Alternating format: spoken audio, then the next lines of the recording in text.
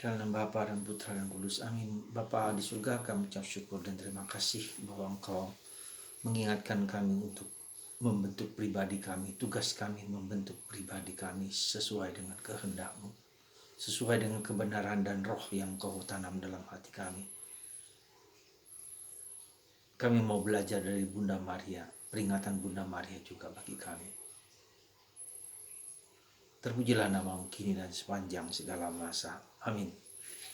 Para saudaraku terkasih dalam Kristus, hari ini dalam bacaan Injil Yesus sekali lagi mengecam orang-orang Yahudi, orang-orang Farisi dan ahli Taurat yang hidup dalam kemunafikan, hidup dalam kemenduaan, hidup dalam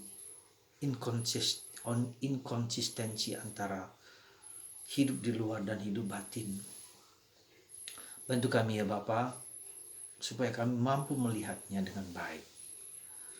Dan peringatan Yesus ini adalah peringatan yang keras, ya, yang bukan hanya kepada orang Yahudi, tapi kita juga. Kepada kita juga untuk hidup dalam otentik, apa adanya. Tidak berusaha menyembunyikan apa yang mungkin tidak baik.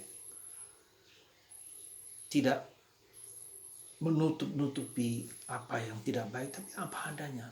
Polos, seandainya orang tahu pun kita tetap mengakui dan menerima keberadaan diri sendiri apa adanya dengan segala kelebihan kekurangan, ya, tidak malu untuk menerima kenyataan diri sendiri apa adanya. Dan itu bukanlah sesuatu yang gampang.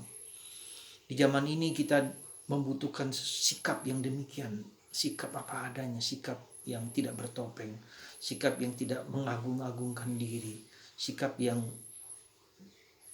hidup dalam kebenaran, ya, hidup dalam kejujuran, hidup dalam roh, katakan Yesus, hidup dalam roh dan kebenaran.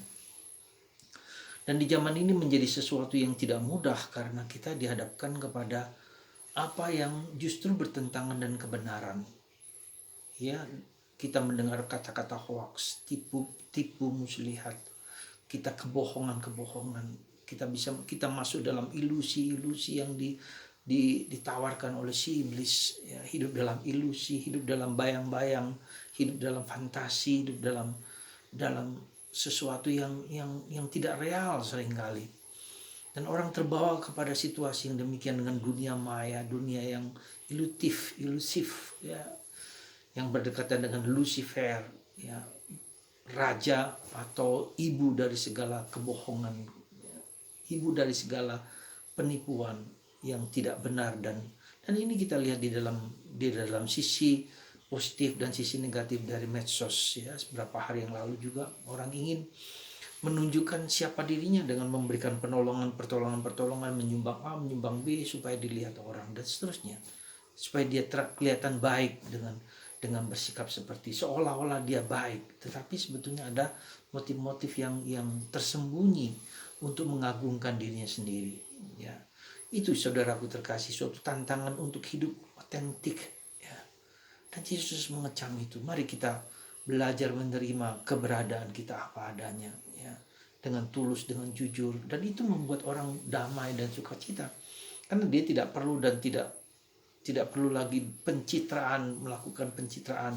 Dan apa yang menarik dari presiden kita ini adalah itulah apa adanya. Dia makan di pinggir jalan, makan jagung, makan apa adanya, bergaul dengan siapa saja. Tidak ada maksud untuk mencitrakan siapa dirinya, seolah-olah dia hebat, seolah-olah dia luar biasa. Tidak. Dan itulah yang sebetulnya pribadi yang seperti ini yang menarik dan memikat, memiliki karisma kepada orang lain apa adanya. Dan untuk itu sekali lagi dibutuhkan suatu penerimaan diri sendiri apa adanya dalam kedalaman kita, ya. Dan nilai-nilai yang dibangun adalah nilai-nilai yang universal, yang demi kebaikan orang lain. Di mana nilai-nilai itu nilai yang Tuhan berikan kepada kita dalam suara hati kita. Jadi melakukan yang baik untuk siapa saja, bahkan lebih baik daripada itu, lebih bermutu, lebih berkembang untuk kebanyakan orang. Itulah sebetulnya yang diminta oleh Yesus. Jadi orang tidak punya pamrih dari apa yang ia lakukan.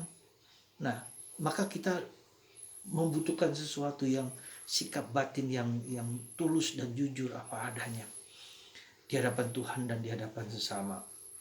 Karena kita sekali lagi hati-hati juga dengan dorongan-dorongan roh jahat yang ingin memberikan kepada kita suatu gambaran, suatu lukisan yang sifatnya ilusif, ya, yang sifatnya fantasi, yang sifatnya tidak real, yang sifatnya dunia maya, yang sifatnya mengagung-agungkan diri kita sendiri apa adanya, ya.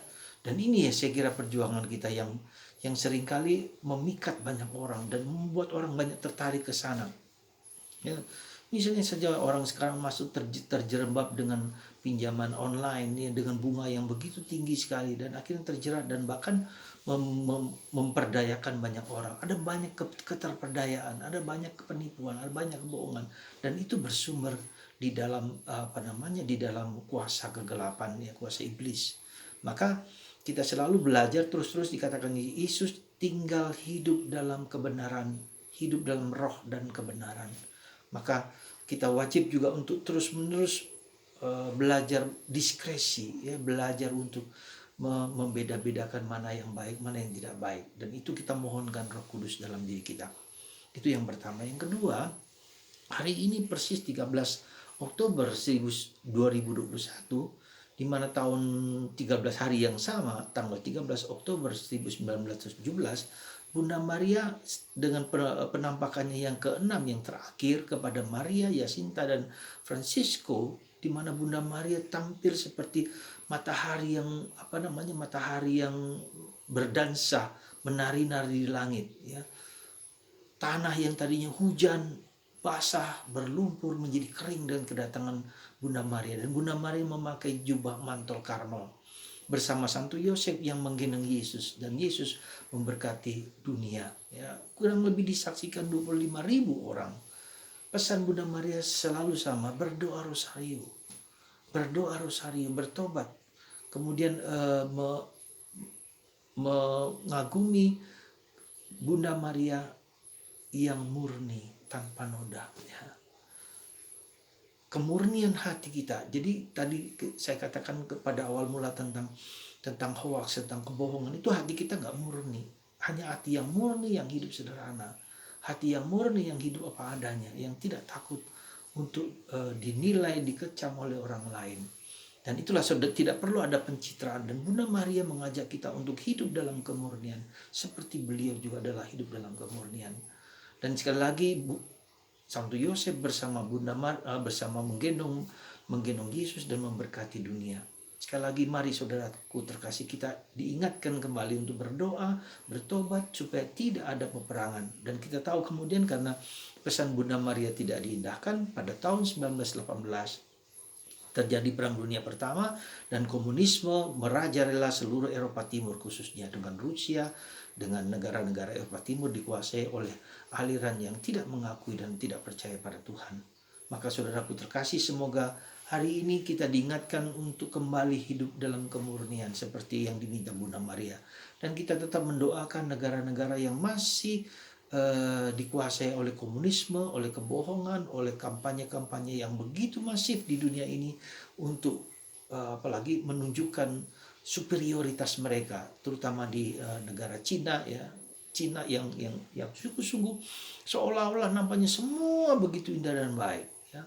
Ingin menguasai dunia dengan teknologinya canggih mereka dan segala macam, sehingga orang terpengaruh, terpikat dan terikat dengan kemajuan. Tetapi manusia direndahkan dan dihancurkan.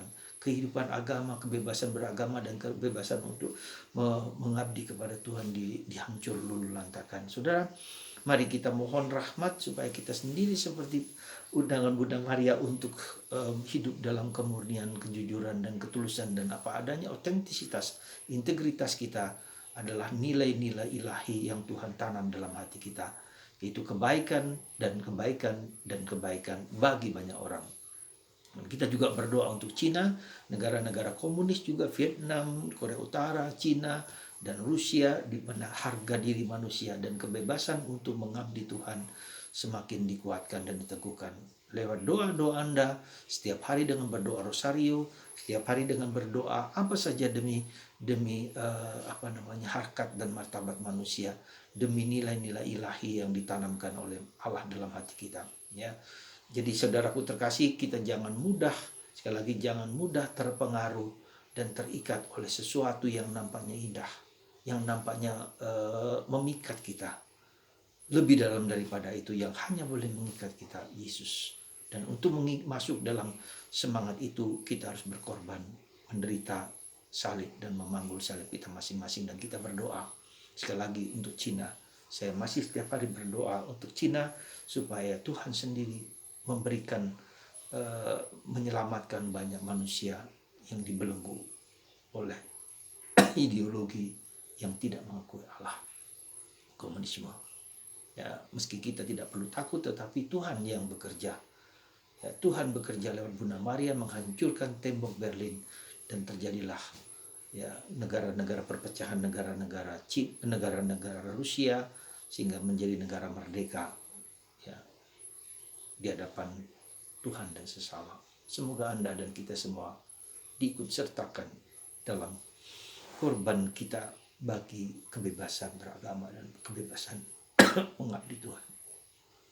Allah Bapa di surga, berkatilah anakmu yang mendengarkan firman dan sabdamu ini, hingga mereka sungguh-sungguh dapat mengalami hidup yang murni seperti Bunda Maria, dan mendoakan negara-negara yang dibelenggu oleh komunisme.